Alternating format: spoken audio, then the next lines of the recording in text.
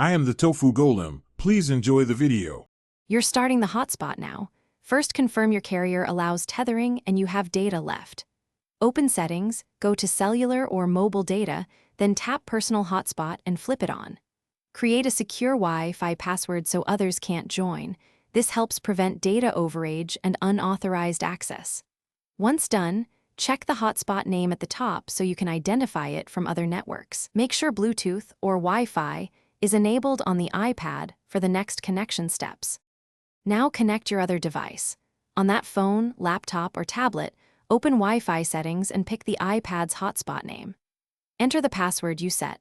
If both devices share the same Apple ID, you can use Instant Hotspot for one-tap connections. If Wi-Fi performance is poor or you need a direct link, connect the iPad by USB or pair via Bluetooth for a more stable or slightly different encrypted path. Remember to watch data usage.